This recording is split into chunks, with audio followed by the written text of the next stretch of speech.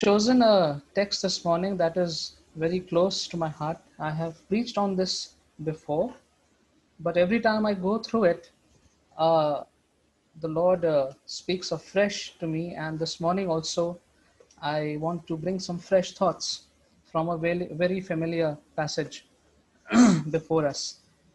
जो आज का पाठ मैंने आपके लिए चुना है, जो प्रभु ने मुझे दिया है, वो काफ़ी जाना पहचाना है। और पहले भी मैं एक बार प्रचार कर चुका हूँ उस पर, लेकिन हर बार जब इसमें देखता हूँ तो कोई नया विचार परमेश्वर सामने लेके आता है। और आज भी एक नया विचार जैसा परमेश्वर ने मुझे दिया, मैं आपके सामने लेके आना चाहता हूँ। So if you have your Bibles, you can turn with me to Romans chapter 12 verses 1 and 2। रोमियो उसका 12वां अध्याय और पहला और दूसरा पद हम अपने सामने निकाल सकते हैं।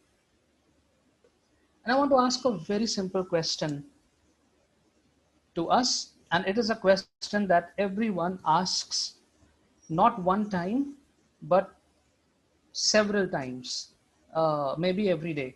एक ऐसा सवाल जो हर इंसान अपने जीवन में पूछता है, और शायद एक बार नहीं कई बार इस सवाल को पूछता है।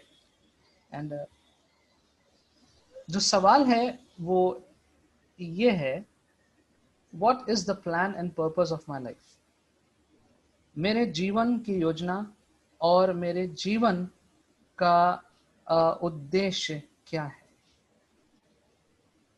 And it is a constant process, and we must seek the Lord's guidance every day as we look for answer to this question. और ये एक निरंतर क्रिया है, और प्रतिदिन आवश्यकता है कि हम परमेश्वर से जाने और उसके सुधि लेते रहें कि हमारे जीवन में परमेश्वर हमसे क्या चाहते हैं। Now usually people want to inquire of God only for the big events. जब कोई बड़ी बात आती है तब लोग परमेश्वर के पास जानना चाहते हैं, like birth, marriage, sickness, death, and nowadays traveling, or when some trouble comes, then we really want to find out what God wants, what we should do. जब कोई बड़ी घटना घटती है, जैसे कोई पैदाइश है किसी की, या विवाह है, या कोई बीमार पड़ गया, या मृत्यु हो गई है, या कोई यात्रा कर रहे हैं, कठिनाई से गुजर रहे हैं, और आजकल तो विशेष तौर से, तब हम परमेश्वर के पास पहुंच जाते हैं और पूछना चाहते हैं कि प्रभु अब क्या होगा, कैसे होगा, क्या करना चाहिए। But the truth is that God's plans are engraved in our day-to-day ordinary lives. जो परमेश्वर की योजना है, जो परमेश्वर हमारे जीवन के द्वारा करना चाहते हैं, वो हमारे प्रतिदिन के साधारण जीवन में प्रदर्शित होता है। So there is no high point when suddenly we can show that, oh, this is God's decision. But every day, every single ordinary day is part and parcel of God's plan. ऐसा नहीं है कि कोई एक बहुत बड़ी घटना घटी तो उस बड़ी घटना को हम कह रहे हैं हाँ ये परमेश्वर की ओर से हुआ है, लेकिन जीवन का प्रतिदिन साधारण से साधारण दिन जो है वो भी परमेश्वर की योजना के अंतर्गत आता है। The worldly wisdom, the worldly advice will tell you this. जो हमारे संसार का जो बुद्धि ज्ञान है, जो सांसारिक बातें हैं, वो हमें ये बताएंगी। They will say, well, be what you want to be. वो आपसे कहेंगे जो आप करना चाहते हैं, जो बनना चाहते हैं आप बनिए। Do what you want to be, do what you want to do. जो करना चाहते हैं वो करिए। Nothing is impossible. कुछ भी असंभव नहीं है। You can do it. Fulfill your dreams. अपनी सारी जो सपने देखें आप उसको पूरा करिए। You should change with time. समय के साथ अपने को बदलना चाहिए, etc. etc. All this you will find as part of the worldly wisdom. जो सांसारिक ज्ञान लोग देते हैं, आपको ऐसी बातें बहुत सुनने को मिलेंगी। But a Christian must ask a different set of questions altogether. एक मसीही को बिल्कुल अलग प्रकार के सवाल पूछना चाहिए। Lord, how do I know and follow your will in my life? परमेश्वर, मैं कैसे जानूं कि आपकी इच्छा क्या है और आप क्या चाहते हैं कि मैं अपने जीवन में करूं? Lord, what is your plan for my life? परमेश्वर, मेरे जीवन में आगे क्या करना है, योजना क्या है, वो मैं जानना चाहता हूं। Lord, how do I make sure that I don't wonder of following my own map and going to places that were not meant for me? परमेश्वर, मैं कैसे इस बात का निर्धारित करूं कि मैं भटक ना जाऊं अपने नक्शे को लेकर के और ऐसी जगह ना चला जाऊं जहां मुझे नहीं जाना था? Lord, how do I make sure that the decisions I take are in accordance to God's plans and purposes? परमेश्वर, मैं कैसे निर्धारित करूं कि जो निर्णय मैं आज लेता हूं या जितने भी निर्णय मैं लेती हूं वो सारे निर्णय परमेश्वर के योजना के अंतर्गत ही हैं। Lord, I want your guidance, what shell I do? परमेश्वर, मुझे आपका मार्गदर्शन चाहिए, मैं क्या करूं? These are some of the questions that a Christian must ask, and these questions must continue to be in our minds as we seek the answers. ऐसे प्रकार के सवाल हमारे मनों में, दिलों में हमेशा होने चाहिए और इनका जवाब हम परमेश्वर से और उसके वचन के द्वारा हम ढूंढते हैं। Sometimes the questions can become urgent and specific. कभी कभी जो सवाल हैं या परिस्थितियां हैं वो आपातकालीन हो जाती हैं और बड़ी स्पष्ट हो जाती हैं। Lord, is this the right job offer for me? परमेश्वर, ये जो नौकरी आ रही है मेरे सामने प्रस्तावित है, क्या ये मुझे करना चाहिए? क्या ये ठीक है? Lord, show me whom to marry, the kind that pleases you. परमेश्वर, मेरे सामने ये कुछ विकल्प हैं, लेकिन आप मेरा मार्गदर्शन करिए कि किससे मुझे विवाह करना चाहिए, वो जिससे आप प्रसन्न हो। Lord, shall I take this loan? परमेश्वर, एक ये ऋण है, क्या मैं इस ऋण को लूं? So these are some and many other specific questions also which can be urgent and which need a specific reply, and for that also we seek God's guidance. ऐसे सवालों के लिए भी, ऐसी परिस्थितियों के लिए भी हम परमेश्वर से सलाह करते हैं, उसके बारे में जानना चाहते हैं कि वो हमसे क्या चाहता है। Now, Paul prescribes 3 steps. I have made 3 steps over here. So 3 steps I want to look over here to make sure that you stay in God's arrangement of things. 3 ऐसे कदम जो हम यहाँ ले सकते हैं, देख सकते हैं, जिसके द्वारा हम इस बात को सुनिश्चित कर लें कि जो परमेश्वर ने इंतजाम किया है, हम उस इंतजाम के अंदर ही इन सवालों के जवाब को ढूंढें। So, to make sure that we stay in God's arrangement of things as we seek and follow His plans and purposes for our lives. जब हम अपने जीवन के बारे में प्रतिदिन क्या करना है, क्या नहीं करना है, कैसे करना है, जब हम इन बातों का, सवालों का जवाब ढूंढते हैं, तो कैसे सुनिश्चित करें कि परमेश्वर ने जो बाउंड्री बनाई है, परमेश्वर ने जो बाड़ा बनाया, उस बाड़े के अंदर ही हम उन सवालों का जवाब पता करें। Now, if we look at verse 1 of chapter 12, Paul says, "Therefore, I urge you, brothers and sisters, in view of God's mercy, to offer your bodies as living sacrifices, holy and pleasing to God. This is your spiritual act of worship." Hindi में पढ़ दीजिए। इसलिए हे भाइयों, मैं तुमसे परमेश्वर की दया स्मरण दिलाकर विनती करता हूँ कि अपने शरीरों को जीवित और पवित्र और परमेश्वर को भावता हुआ बलिदान करके चढ़ाओ, यही तुम्हारी आत्मिक सेवा है। इस संसार के सदृश ना बनो, परंतु इतना काफी। So Paul is saying over here, offer your bodies as a living sacrifice, holy and pleasing to God. अपने जीवन को एक भावता हुआ जीवित बलिदान के रूप में चढ़ाओ, जो कि परमेश्वर को पसंद है। Now, I just want to draw your attention quickly to the last part of verse 2, which says, "Then you will be able to test and approve what God's will is, His good, pleasing and perfect will." then. This is how verse 2 starts. So it means that something has to be done in order to understand what God's will is. Because verse 2 says, then you will be able to understand. So it means something needs to be done so that we can understand God's will. दूसरे पद के अंत में लिखा हुआ है, तब दूसरा पद पढ़ दीजिएगा हिंदी में.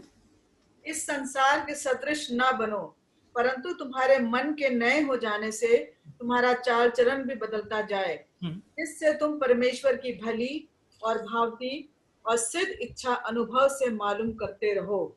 इससे, and in English it says then. So it means that something has to be understood. Something has to be done first in order to understand, in order to make sure that God's will is complete in our lives. कि कुछ हमें करना पड़ेगा, कुछ बातों पे ध्यान देना पड़ेगा ताकि परमेश्वर की इच्छा हमारे जीवनों में पूरी होने पाए. And that is why I am saying that in order to do this, there are some steps that need to be taken. And so the first step, जो पहले कदम जो यहाँ पे लिखा है वो ये है, to offer your bodies as a living sacrifice, holy and pleasing to God. Now you will say, what? Lord, I want to know what job should I take? You know, प्रभु मैं तो ये जानना चाहता हूं कि मैं नौकरी कौन सी लूं, और which marriage alliance should I pursue, या कौन से विवाह बंधन में बनना चाहिए, you know, or whether I should take that loan or not. परमेश्वर ये वाला जो लोन है, ऋण है, ये मैं लूं कि ना लूं. And you are saying to offer my body as a living sacrifice. What's the connection? हम कहेंगे कि परमेश्वर मैं तो ये जानना चाहता हूं कि मैं नौकरी लूं कि ना लूं, या मैं इस विवाह में बंधूं कि ना बंधूं, या मैं इस ऋण को लूं या ना लूं, या मैं इस काम को करूं कि ना करूं. और उसके जवाब में मुझसे आप कह रहे हैं कि अपने जीवन को एक भवता हुआ जीवित बलिदान करके मुझ पे चढ़ाओ जिससे मैं पसंद होऊंगा. What's the connection? इसमें क्या संबंध है? Plus my requirement is urgent. हे परमेश्वर, ये जो मैं आपसे जानना चाहता हूं ये तो आपातकालीन है, मुझे तुरंत इसका जवाब चाहिए. How am I going to offer my life as a living sacrifice? It's a very long process. ये तो बहुत लंबा कार्यक्रम है कि अब मैं इसके समझूं, मैं अपने जीवन को कैसे बलिदान करके चढ़ाऊं, समझना पड़ेगा. लेकिन मेरी तो ये समस्या है, मुझे जल्दी जवाब चाहिए. I want a quick answer. I fast. Lord, please hurry up. I need to know what to do. ये तो बहुत लंबा प्रोसेस है जो आपने बताया. First step itself is so difficult.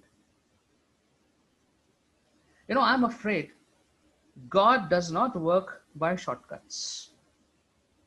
Let's underline that. इस बात को हम याद कर लें. परमेश्वर जो है वो शॉर्टकट, छोटे तरीके से काम नहीं करता है. Now it does not mean that God will not help you in emergency. He does. इसका यह मतलब नहीं है कि कभी कोई आपातकालीन समस्या आ गई तो परमेश्वर आपकी मदद नहीं करेगा. I'm not saying that. God helps. But that's not his pattern. परमेश्वर का जो काम करने का तरीका है वो शॉर्टकट वाला नहीं है. परमेश्वर ऐसे तरीके से काम नहीं करता है. You know, God is old school. परमेश्वर जो है वो पुराने ख्यालों वाला है. You know, it is something like this. If you are working with God, you don't get your visa on arrival. अगर आप परमेश्वर के साथ काम कर रहे हैं तो दूसरे देश में पहुंच के तब आपको वहां वीजा नहीं मिलेगा. You have to work hard beforehand to get your visa, to get your passport in order, and then you get to board your flight. You can't board your flight with God until you've done all the work. परमेश्वर के साथ अगर आपको काम करना है तो आपको दूसरे देश में पहुंच के वीजा नहीं मिलेगा. पहले आपको मेहनत करनी पड़ेगी, पहले आपको पूरा जो प्रोसीजर है वो फॉलो करना पड़ेगा और तब आप जहाज पर चढ़ पाएंगे. That is how God works, and God is old school. परमेश्वर इस तरह से काम करता है. परमेश्वर चाहता है कि जो पूरा जो प्रोसीजर है वो आप और हमको फॉलो करना चाहिए. And for that, God is saying here, Paul is saying, step one is how we connect with God. That's the starting point. हम परमेश्वर के साथ किस प्रकार से जुड़े हुए हैं. And we connect to him in worship. As per this passage, a beautiful way of connecting to God is when we connect with him in worship. जब हम आराधना करते हैं परमेश्वर की, तब हम परमेश्वर के साथ जुड़ते हैं. Now, many people have a misunderstanding about what worship is. बहुत से लोग गलत तरीके से समझते हैं कि आराधना क्या होती है. No, it is not the singing that we do in the beginning. जो शुरू में 3-4 गाने हम गाते हैं या और कलीसियाओं में गाते हैं, उसको नहीं कहते हैं. It is sad that in many churches, many preachers think that is what worship is. बहुत से लोग, बहुत से प्रचारक आज भी सोचते हैं कि वर्शिप का मतलब होता है वो शुरू के 3-4 गाने. And so they have a worship leader. उन्होंने एक वर्शिप लीडर बना दिया है कि अब ये वर्शिप लीड करेंगे. So what is going to happen after that? No worship. Once the songs finish, then is the worship over? In fact, recently in a function, one pastor told me he was making the order of service. एक पादरी साहब थे और वो order of service बना रहे थे. एक फंक्शन था, तो उन्होंने मुझसे कहा कि शुरू का 15 मिनट आप वर्शिप कर दीजिएगा, उसके बाद मैं देख लूंगा. That for the beginning 10-15 minutes you do the worship, then I'll take over. Of course, it was no time to correct him or there was no time to talk with him, but this is what people think, that worship means just singing some songs, and for a particular time you connect. That is worship. That is not worship. Worship is not about the fanfare and fancy things that many people do today in the name of worship. आराधना का मतलब ये भी नहीं होता है आजकल जो लोग तमाशा करते हैं स्टेज पे, लाइट्स वाइट्स, ये वो खूब प्रोजेक्शन करके, अपने को दिखा करके, लोगों को बुला करके. That is not worship. Worship is completely different for God. परमेश्वर के लिए आराधना जो है वो एकदम अलग चीज. Of course, you can have a whole sermon on worship, which is not the intention today. एक पूरा प्रचार हो सकता है आराधना के पर, लेकिन वो मेरा आज उद्देश्य नहीं है. So here Paul is saying, and I'll read that, offer your bodies as a living sacrifice, holy and pleasing to God. This is your spiritual act of worship. This is the worship that God wants, and that is the starting point. So we recognize who God is.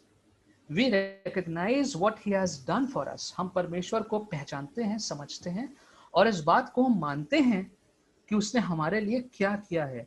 That is why Paul begins by saying therefore, and he says therefore I urge you. मैं तुमसे विनती करता हूं. Paul is requesting us, he is urging us that in view of God's mercy, do this. परमेश्वर ने जो अनुग्रह हमारे और आपके ऊपर किया है उसको ध्यान में रखते हुए अपने जीवन को परमेश्वर के प्रति एक जीवित बलिदान के रूप में चढ़ा दो. In view of what God has done for us, in view of what Jesus has done for us, offer your bodies, your lives as a living sacrifice to God. That is the first thing that you and I should do as we seek his will. जब हम परमेश्वर की इच्छा को जानना चाहते हैं, हमारे जीवन में क्या करना चाहिए जानना चाहते हैं, तो जो प्रारंभ करने का स्थान है वो ये है, to acknowledge what he has done for us, and in due acknowledgement we put ourselves as a living sacrifice. Not the money that we give, not the things that we do, not the donations that we give, not all the running around that we can do, but God wants us to be there for worship. पैसा डालने से नहीं, चंदा डालने से नहीं, जितने भी हम डोनेशंस देते हैं उससे नहीं, और हम बहुत सा काम भी करते हैं, भागते दौड़ते हैं, सारा इंतजाम कराते हैं, बहुत मेहनत करते हैं, वो नहीं. परमेश्वर चाहता है कि हम अपने जीवनों को, अपने आप को परमेश्वर के सामने एक बलिदान के रूप में रखते हैं। How to understand this better, a living sacrifice, ये जीवित बलिदान का मतलब क्या है? Now Jesus is a role model to understand this. यीशु मसीह के द्वारा ही हम इस बात को समझ पाएंगे। Jesus, although being God, chose to be a sacrifice. यीशु मसीह ईश्वर होते हुए भी उन्होंने इस बात का चुनाव किया कि वो एक बलिदान बनेंगे आपके हमारे। We know the story, we know what happened, we have read the gospels. Jesus made a deliberate choice to be that sacrifice. यीशु मसीह ने जानबूझ के ही चुनाव किया कि मैं वो बलिदान बनूंगा। As a sacrifice, he lived his whole life doing the will of the Father. एक बलिदान के रूप में यीशु मसीह ने पूरे जीवन में वही किया जो पिता की इच्छा थी, which means that a sacrifice now belongs to God. Now the sacrifice does not keep on doing what he or she wants. अगर एक बलिदान के रूप में परमेश्वर को हमने दिया है अपने आप को, तो अब इसका मतलब यह होता है कि अब हम अपनी इच्छा हर वक्त नहीं कर सकते। अब परमेश्वर की इच्छा हमारे जीवन में पूरी होना चाहिए। A sacrifice belongs to God and a sacrifice is marked separate for God. एक बलिदान के रूप में, एक जीवित बलिदान के रूप में उसको अलग कर दिया गया है, औरों से अलग कर दिया गया है। You can read the Old Testament and we read so much of the Old Testament and we know that how the sacrifice used to be chosen. कैसे एक मेमने को अलग किया जाता था, सब में से ढूंढ के, it had to be without blemish, without defect. There were so many things to consider. बहुत सी चीजों को ध्यान में रख के उस बलिदान को अलग किया जाता था and that sacrifice had to be perfect.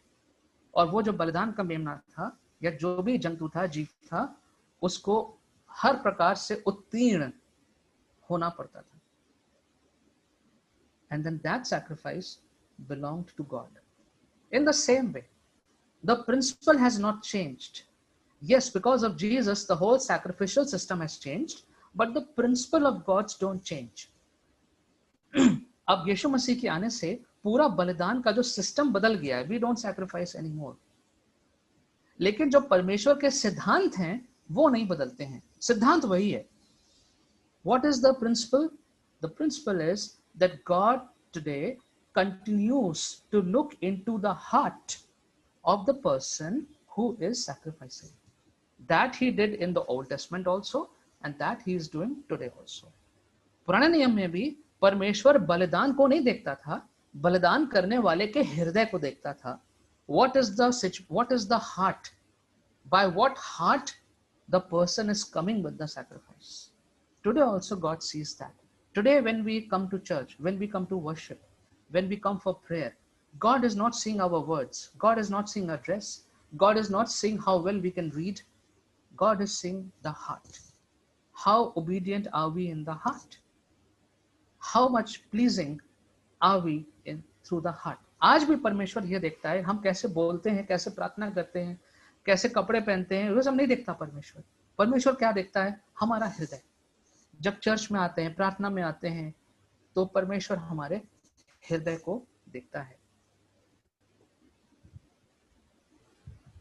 So we begin with a spiritual act of worship and that is belonging to him.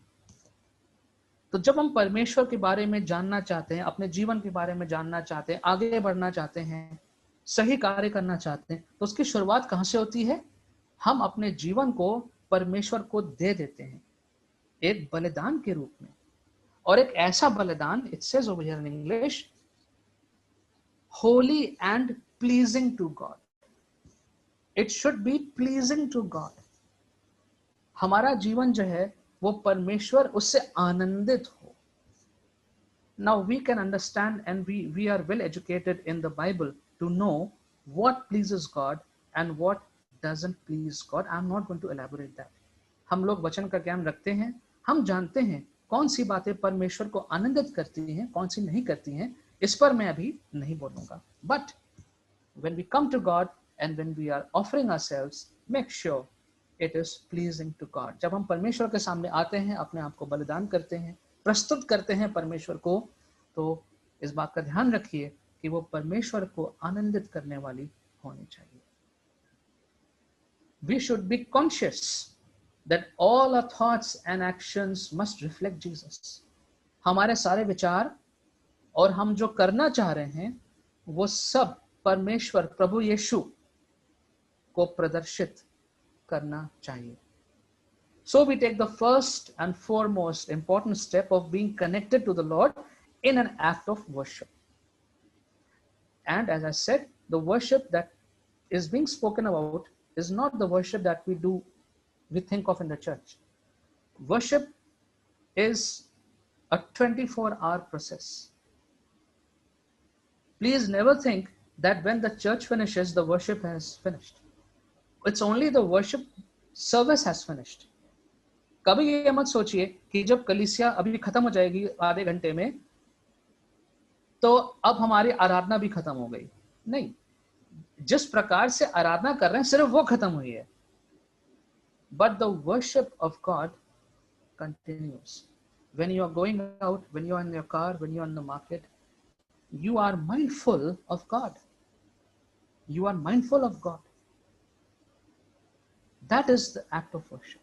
जब हम बाहर जाते हैं, अपना काम कर रहे हैं, पढ़ा रहे हैं, ऑफिस में हैं, बाजार में हैं, लेकिन हमें ध्यान है, कहीं ना कहीं हमें ध्यान है कि हम परमेश्वर के हैं और हम हर बात में परमेश्वर को सामने रखते हैं. Lord help me, Lord what to do, Lord thank you, परमेश्वर आपका धन्यवाद, thank you Jesus, yes Lord it is done, I am so grateful.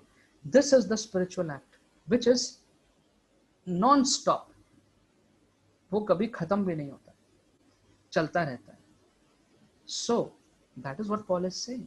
Offer your lives as a living sacrifice, and might as well add to it and understanding it is constant. It is not at 10 o'clock in the morning when we come to church. और ये सिर्फ सुबह 10 बजे ही नहीं शुरू होता है जब कलीसिया आते हैं. ये पूरे हफ्ते 24 घंटे ये क्रिया चलती रहती है. And so we are connected with the Lord the whole time. हमेशा हर वक्त प्रभु के साथ हम जुड़े रहते हैं. And that's the first thing. As we move on, I give to you the second step which Paul says over here, and that is in verse 2. Do not conform any longer to the pattern of this world. Do not conform any longer to the pattern of this world. इतना सा हिंदी में पढ़ दीजिए कृपया करके. इस संसार के सदृश ना बनो. इस संसार के सदृश ना बनो. I don't think any further interpretation or Bible commentary is required to explain this. There is no hidden meaning. मुझे नहीं लगता कि इसको आगे और कुछ समझाना पड़ेगा और कुछ इसमें और सफाई देनी पड़ेगी. It is very clear. Do not conform any longer to the pattern of this world. What is Paul saying? Paul is saying that this world has a pattern. What is a pattern? A system or method of doing things. पौलुस क्या कह रहा है?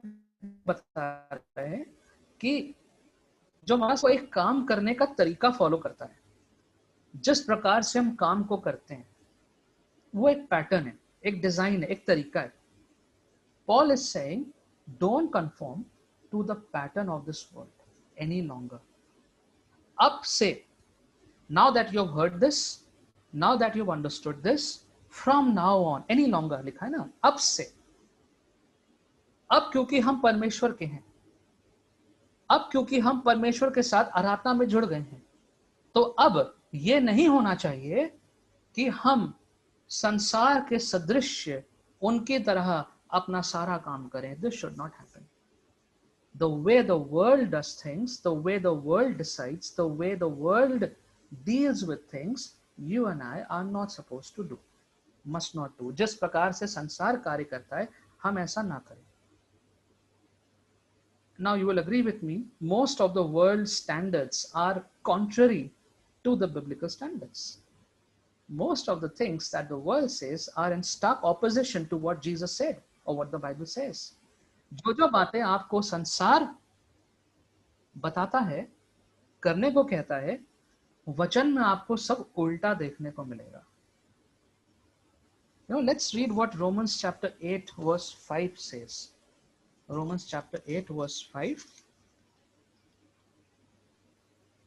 In English, 8:5 says, those who live according to the sinful nature have their minds set on what that nature desires, but those who live in accordance with the Spirit have their minds set on what the Spirit desires. Hindi में पढ़ लीजिए.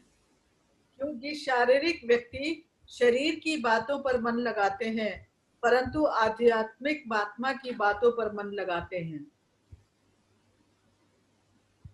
तो जो लोग सांसारिक बातों में रहते हैं, those who are into all the worldly things, the worldly way of life, what does the Bible say? That their minds are set on the worldly things, which according to the Bible are sinful. Very clear.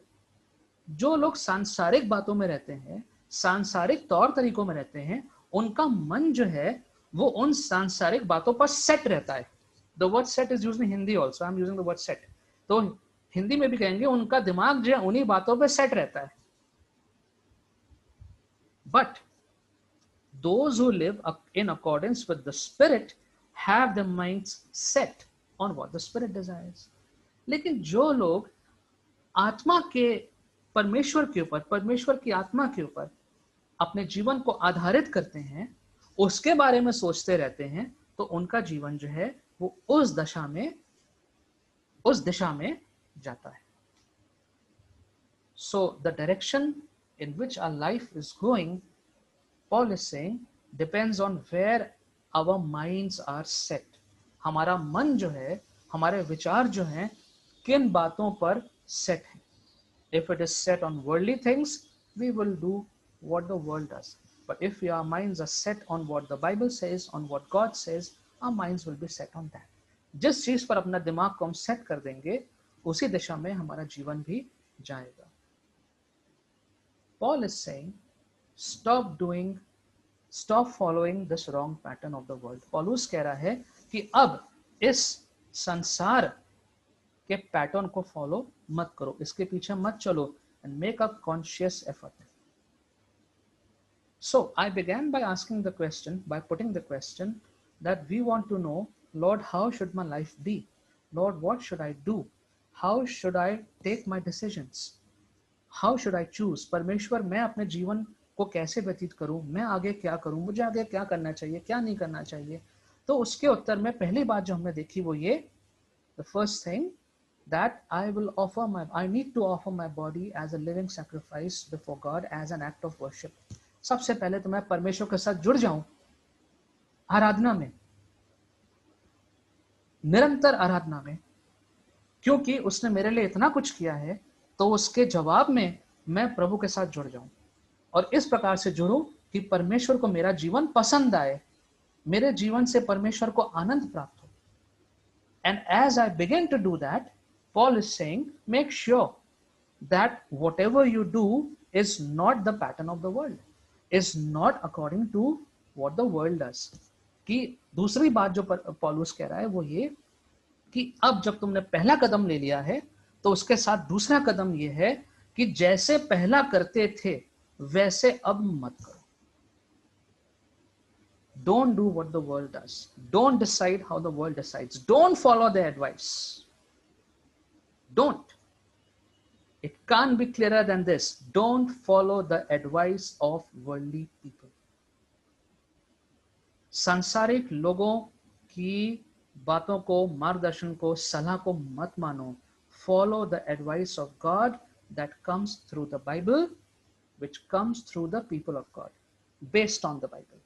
परमेश्वर ने जो वचन में कहा है वो सलाह को मानो और परमेश्वर के जो लोग हैं उनकी सलाह जो वचन पर आधारित है उसको मानो. So at this point of time, maybe we can ask ourselves, What is the area of our weakness? हम आज ये सवाल इस वक्त अपने आप से पूछ सकते हैं और हफ्ते भर पूछते रहें कि मेरे जीवन की वो कमजोरी कौन सी है. Which is that area where I am following the pattern of the world? कौन सी ऐसी बात है जहां पर मैं जो सांसारिक लोग काम करते हैं, जैसे संसार के लोग काम कर रहे हैं, मैं वो पैटर्न फॉलो कर रहा हूं. Is there anything where I am following the pattern of the world, where I am not following the advice of the Bible, but I am following the advice of the world? I'm being very clear. वो कौन सी ऐसी बात है या बातें हैं जहां पर वचन में जो लिखा है वो ना मानते हुए मैं संसार जो कह रहा है मैं वो मान रहा हूं.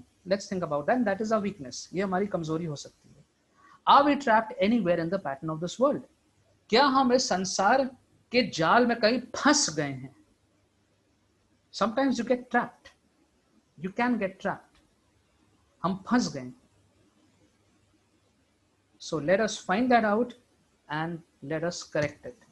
जहां पर भी ऐसा हुआ है उसको हम पता करें और उससे हम बाहर निकलें. Something to ponder. सोचने वाली बात है.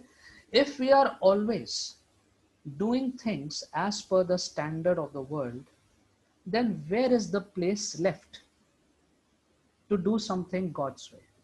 अगर हमेशा हम हर चीज को संसार के तरीके से कर रहे हैं, संसार का मतलब non biblical. Now I am being more clear. Anything which is outside the Bible is संसार, वर्ल्डली. वचन के अलावा कुछ भी आपको सुनने को मिलेगा that is unbiblical. तो कौन सी ऐसी बातें हैं जिसमें हम नॉन बिब्लिकल चीजों को लेकर चल रहे हैं, और अगर ऐसा कर रहे हैं then what do? We block the blessings of God. We ourselves stand in the way. परमेश्वर हमको आशीषित करना चाह रहा है. The Lord wants to bless you and me. The Lord has a system which he follows. God is old school. God is old school. परमेश्वर पुराने ख्यालों का है.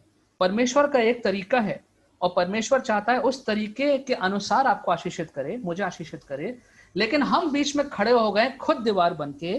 क्यों? क्योंकि हमारा सारा ध्यान सांसारिक बातों पर लगा हुआ है.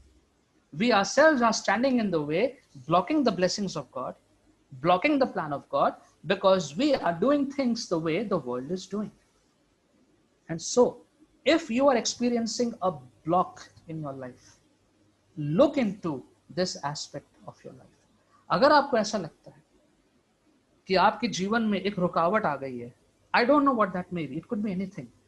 I'm saying in general. If you feel there's a block, if you feel you're not going anywhere, if you feel things are not right, if you feel my life is not worth, अगर आपको ऐसा लगता है कि मेरे जीवन में क्या हो रहा है समझ में नहीं आ रहा है, आगे क्या करना चाहिए समझ में नहीं आ रहा है, मेरा जीवन जो है वो ठीक नहीं है, find out where is the block. And most probably this is the reason that we are too much focused on the world. हो सकता है ये कारण हो कि हम बहुत ज्यादा संसार और सांसारिक बातों पर निर्भर हैं. It's possible. Step number 3, and we will go back to verse 2. And Paul continues to say in verse 2, but be transformed by the renewing of your mind. Be transformed by the renewing of your mind. Paul is asking you and me to take some action, to do some homework. Of course, we depend on God for everything, and it is the prayer of everyone that, Lord, you change me, Lord, and that is right. It is the Lord who changes. It is the Lord who wants us, the situations, to change. At the same time, there is something that you and I also need to do. जब परमेश्वर अपना काम कर रहे हैं तो साथ ही साथ में कुछ काम हमें और आपको भी करना है. And so it is a command that is being given. Be transformed. Hindi में वो वाला लाइन पढ़ दीजिए. परंतु तुम्हारे मन के नए हो जाने से तुम्हारा चाल चलन भी बदलता जाए. परंतु तुम्हारे मन के नए हो जाने से तुम्हारा चाल चलन भी बदलता जाए. Be transformed by the renewing of your mind. Now, it's not simply our behavior and customs that need to change. सिर्फ जिस प्रकार से हम बात करते हैं, जो हमारे तौर तरीके हैं, जो हमारे ट्रेडिशंस हैं, रीति रिवाज हैं, उनको ही केवल बदलने की बात नहीं हो रही है. It is possible to avoid the worldly customs and still be proud, still be selfish, still be stubborn. ये मुमकिन है कि जिस प्रकार से सांसारिक रीति रिवाज हैं वो सब ना करें, लेकिन फिर भी हमारा जो दिल है वो आज्ञाकारी ना हो, फिर भी हमारा दिल जो है वो बहुत ज्यादा घमंड से भरा हुआ है. ये मुमकिन है. So there is something deeper that has to be looked into. इससे भी ज्यादा कोई गहराई की बात है जो हमें देखनी है. Something that should be firmly planted in our minds. Now, why the mind? Because mind is the control center of our attitudes, thoughts and feelings. यहां मन की बात क्यों हो रही है? कभी कभी हम दिल की बात करते हैं, कभी कभी हम मन की बात करते हैं. तो ये हमारे प्रधानमंत्री वाले मन की बात नहीं है, ये परमेश्वर के मन की बात है. और यहां पर जो हमारा मन कह रहा है, जो हम सोच रहे हैं, उसकी बात हो रही है. Let's look at Ephesians 4:22 and 23. Ephesians 4:22 and 23. Would someone like to read this, please, in English? Ephesians 4:22 and 23.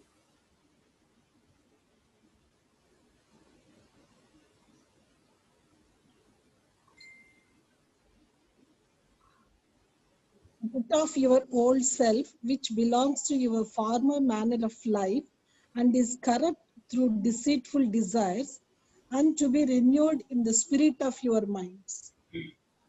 Thank you. You were taught with regard to your former ways of life to put off your old self, which is being corrupted by its deceitful desires, to be made new in the attitudes of your minds. To be made new in the attitudes of your minds. And so what we do is connected with our thought. Hindi में पढ़ दीजिए, I'm sorry, Hindi में पढ़ दीजिए वो 22 और 23. कि तुम पिछले चाल चलन के पुराने मनुष्यत्व को जो भरमाने वाली अभिलाषाओं के अनुसार भ्रष्ट होता जाता है उतार डालो और अपने मन के आत्मिक स्वभाव में नए बनते जाओ. अपने मन के आत्मिक स्वभाव में नए बनते जाओ. And so use your mind. Think about this. Think about what our life was in the past. Think about what the Lord has done. And think about what you and I need to do now in response to God's provision for us. हम इसके बारे में सोचें. We think about a lot of things. Let's be honest. We think about our finances. We think about our future. We think about the children's future. We think about our old age. We think about so many things. And sometimes we do a lot of thinking. हम लोग बहुत सोचते हैं. Sometimes, half night can go in while we are thinking. सोच रहे हैं. पूरी रात निकल गई सोचने में. बहुत सी बातों के बारे में सोचते हैं. जीवन के बारे में, रिटायरमेंट के बारे में, बच्चों के बारे में, नौकरी के बारे में, पैसे के बारे में. कभी हम इसके बारे में भी थोड़ा सोच लें. Let us also think about this. What the Lord has done for us. Let us not take it for granted. Let us not think about it only when Good Friday and Easter comes. Or when 25th December comes. केवल good Friday Easter पे ना सोचें. निरंतर सोचें, प्रभु आपने मेरे लिए क्या किया है, इतना बड़ा कार्य किया है. प्रभु उसके लिए अब मुझे क्या करना चाहिए, मेरा जीवन किस दशा में जा, क्या ये ठीक है? Is this right? Lord, help me as I'm thinking, as I'm reflecting, help me. And when we are thinking, then with the help of our minds and our hearts and what the Lord is saying, the transformation takes place.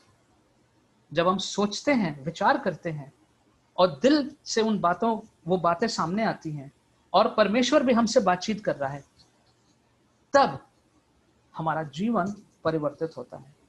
And then our minds, our lives are renewed into what the Lord wants us to do. So step number 1 was that we give ourselves as a living sacrifice, holy and acceptable, pleasing to God. पहली चीज, हम अपने जीवन को इस प्रकार से परमेश्वर को दें जो परमेश्वर को पसंद हो, उसको अच्छा लगे. उसके बाद हमारा जीवन जो है वो संसार की तरह ना बने. Let our lives not be as per the pattern of the world, but it should be as per the pattern set by God. परमेश्वर ने जो तरीका दिया है उस पे हमारा जीवन चले. और तीसरी बात कि जब हम इसको करते हैं तो अभ्यास करके, by practicing, by a deliberate action, make sure that the thoughts are changing, and as we are thinking, the Lord is also working, and the Lord is changing us from inside, and that also shows on the outside. जब हम इन सब चीजों को करते हैं तो परमेश्वर हमको बदल रहा है, और जो हम अपने रास्ते पर जा रहे थे उससे हटा करके परमेश्वर हमको अब अपने रास्ते पर लेके जा रहा है. It's a process. ये पूरा एक क्रम है और इस क्रम में परमेश्वर कार्य करते हैं. Can this happen in a day? क्या ये एक दिन में हो सकता है? क्या ये 2 दिन में हो सकता है? Let's read 2 Corinthians 3:18. Anyone can read in English and then in Hindi. 2 Corinthians 3:18.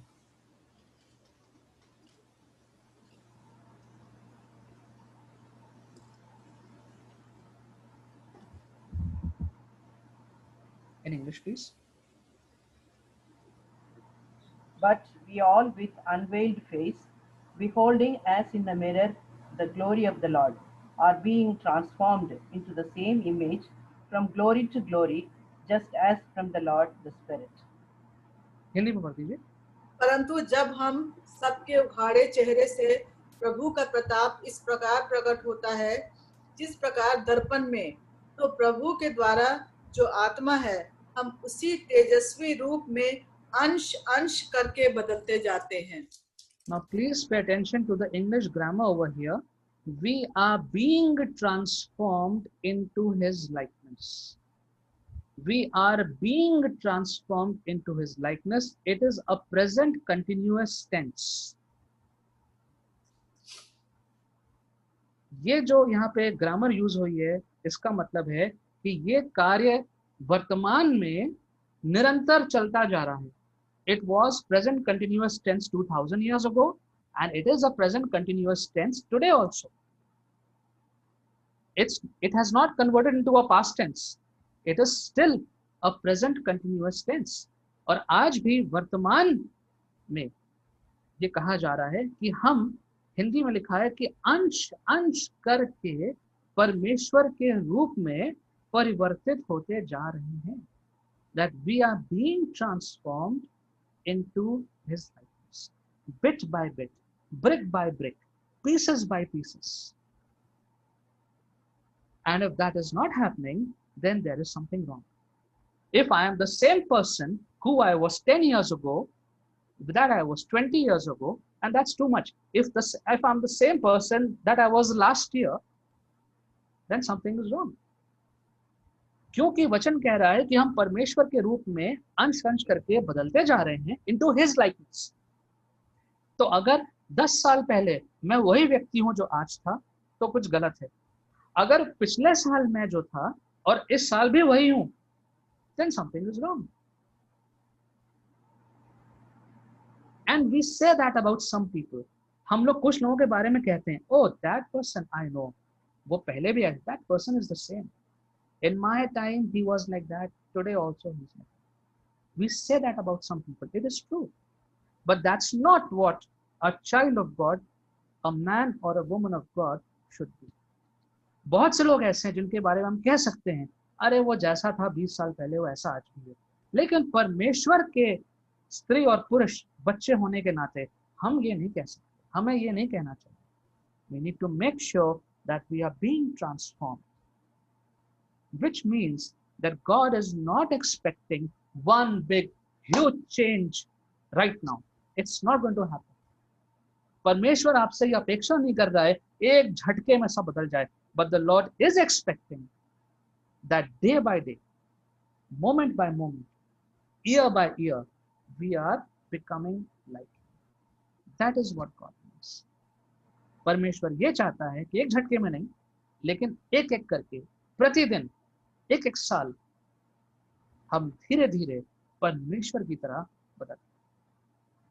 This is the frame of God, how God works in your life and mine. इस प्रकार से परमेश्वर कार्य करता है। When I look back at my own life, I am 42 now, and I can think of my Lal Bagh days when I joined the Lal Bagh Methodist Church as a teenager. I was 16 or so at that time. मुझे आज भी याद है, आज मेरी उम्र 42 साल की है। No, men have no problem in announcing their ages. मेरी 42 साल की उम्र है। जब मैं 15-16 साल का था, मुझे याद है लाल बाग मेथोडिस्ट चर्च में मैंने जाना शुरू किया था, and I joined the Sunday school. मुझे आज भी सब याद है, मुझे अच्छे से सब याद है। At one time, Auntie Roshni was the teacher. At other time, Brother Valentine Devidar was a teacher. It was Brother Valentine Devidar who led me to Christ. Brother Valentine Devidar थे जिन्होंने मुझसे पहली बार कहा था, आशीष, you have to give your life to Christ, and I did that. But that was in 1996 or so. After that, it has been a long journey. उसके बाद बहुत लंबा रास्ता तय हुआ, and through the input of many people, बहुत लोगों की सहायता से, many mentors, many people, and especially the church, Youth for Christ and others, बहुत लोगों के कार्य करने से धीरे धीरे today I am whatever I am. आज इस उम्र पे जो भी मैं हूँ, जो भी मैं कर पा रहा हूँ, वो धीरे धीरे परमेश्वर की सहायता से, with all the ups and downs, सारे उतार चढ़ाव के बावजूद, लेकिन धीरे धीरे, I can say if I look 5 years back, I'm not the same, and I hope that next year I'll be better. तो जब हम अपने जीवन को देखें, तो इस बात को सुनिश्चित कर लें कि हमारा जीवन बदल रहा है. If that has not happened, start today. अगर ऐसा नहीं हुआ है, अगर आपको ऐसा लग रहा है कि अरे मेरा जीवन तो 10 साल से वैसे ही है, 5 साल से वैसे ही है, ऐसे ही है, तो अब मैं क्या करूं? Nothing to worry. You know what Hebrews 3:15 says? I want someone to read that. इब्रानियों 3:15 कोई पढ़ लीजिए.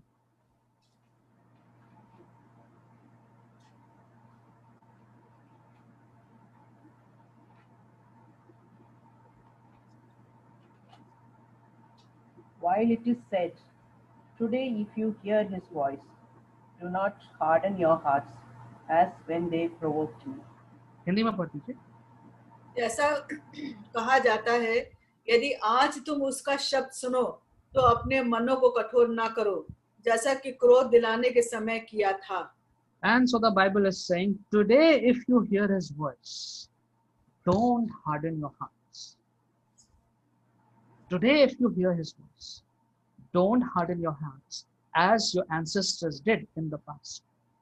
अगर आज आपको लग रहा है कि परमेश्वर आपसे कुछ कह रहा है, अगर इस संदेश के द्वारा थोड़ा सा भी आपको लग रहा है कि परमेश्वर आपसे बातचीत कर रहा है, थोड़ा सा भी आपको लग रहा है कि परमेश्वर मुझसे कुछ कहना चाह रहा है, तो इसके बाद सब बंद करके किसी और कार्य में मत लग जाइएगा. If you feel that the Lord is speaking to you or has been speaking to you even little bit, then don't after the service just forget everything and get busy in something else. The Lord wants that whenever you become conscious of this truth, from that point onwards you become his. परमेश्वर चाहता है कि जिस बिंदु से, जिस जगह से इस बात का इल्म आप में आ गया, इस बात की समझ आप में आ गई, इस बात की जानकारी आप में आ गई, उस बिंदु के आगे अब जो करना है वो परमेश्वर के अनुसार. तो अगर आपको उसकी आवाज सुनाई दे रही है, थोड़ा सा भी आपको दिल में कुछ लग रहा है, तो ये परमेश्वर की आवाज है. The word of God says, don't harden your hearts. अपने हृदय को कठोर मत करो. And so when we go through this exercise, then we get the knowledge of God's will. God's will is God's mind. God's will is God's mind. परमेश्वर की इच्छा का मतलब है परमेश्वर के मन को, दिल को जानना. Where do you know, how do you get to know God's heart? In the Bible. Where else? Not by what the preachers preach, but by what is given in the Bible. परमेश्वर के वचन में जो लिखा है वो उसका दिल है, वो उसका मन है. And when we know that, then that leads us into completion of God's will. So when we know His will, we understand His heart. Obviously, if we are mindful, then we will follow that and we will do that. And that will be pleasing to God. वो परमेश्वर को आनंदित करे, बहुत आनंदित करे. You know, think of yourself as a parent. When your child does something which is right, which is good, how happy you are. And if your child has gone in the wrong direction, he is still your child, but how sad you are. That's exactly how God feels. Let me close with a quotation by G.K. Chesterton. I have shared this before, but I love this quotation and I would like to share it again. G.K. Chesterton ने कहा in English first, the problem with disbelieving in God, is not that we believe in nothing. It is much worse. We end up believing in anything. Chesterton यहाँ पे ये कहना चाह रहे हैं, he is trying to say that if we are not following, let me paraphrase it. If we are not following God's ways, if we are not following His will, if we are not following what the Bible says, then it doesn't mean that we are in a void. There is no neutral place. It will mean that we'll end up believing in anything. We will end up doing anything. So it is not that if there is no God, there is a void. It's sealed. There's no vacuum. We'll end up doing anything. अगर हम परमेश्वर की इच्छा को पूरा नहीं कर रहे, अगर उसके कहे अनुसार काम नहीं कर रहे, तो हम कहीं भी पहुंच जाएंगे, कुछ भी कर लेंगे. और ये समस्या तो और ज्यादा खराब है, ending up anywhere. You end up believing anything. You end up doing anything. That is not from God.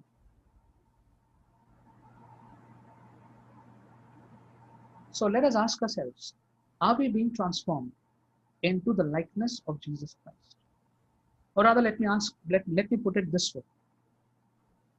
If I am not being transformed in the likeness of Jesus Christ, then what are we being transformed into?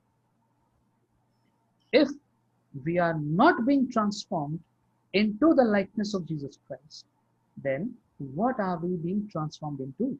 अगर हम प्रभु यीशु मसीह के रूप में उसकी तरह परिवर्तित नहीं हो रहे हैं दिन ब दिन, तो फिर हम किसके रूप में परिवर्तित हो रहे हैं दिन ब दिन? That's a very important question. So as we seek the Lord's will constantly, every day, let us not use God as an ATM machine. परमेश्वर को हम ATM मशीन की तरह प्रयोग ना करें. When we have a need, put the card, take out the money.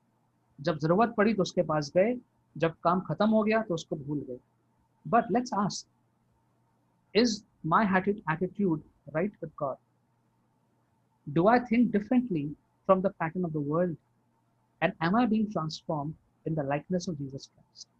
क्या मेरा जो परमेश्वर के साथ संबंध है वो आराधना में जुड़ा हुआ संबंध है जो उसको आनंदित करता है? क्या मैं सांसारिक तौर तरीकों से अलग सोचता हूं और संसार के तौर तरीकों के पीछे नहीं चलता हूं, परमेश्वर के तौर तरीके के पीछे चलता हूं? और क्या मैं प्रभु यीशु मसीह के रूप में निरंतर परिवर्तित हो रहा हूं कि नहीं हो रहा? Let's pray. Father, we thank you that your word is very clear again this morning. परमेश्वर आपका वचन आज भी, आज की सुबह फिर से एक स्पष्ट रूप में हमारे सामने आया है. Lord, each one of us has a desire to live a life that is according to your plan and purpose. परमेश्वर, हम में से हर एक व्यक्ति का ये इच्छा है कि अपने जीवन को आपकी योजना के अनुसार, आपके तौर तरीके के अनुसार हम अपना जीवन जिए। Help us Lord to reflect on what we have heard today from you. प्रभु, आज आपकी ओर से जो हमने सुना है इस पर हमारा ध्यान जाए। Help us Lord to understand the true meaning of worship and to present ourselves to you as a living sacrifice। प्रभु जी, एक जीवित पवित्र बलिदान के रूप में हम अपने आप को आपको दे दें।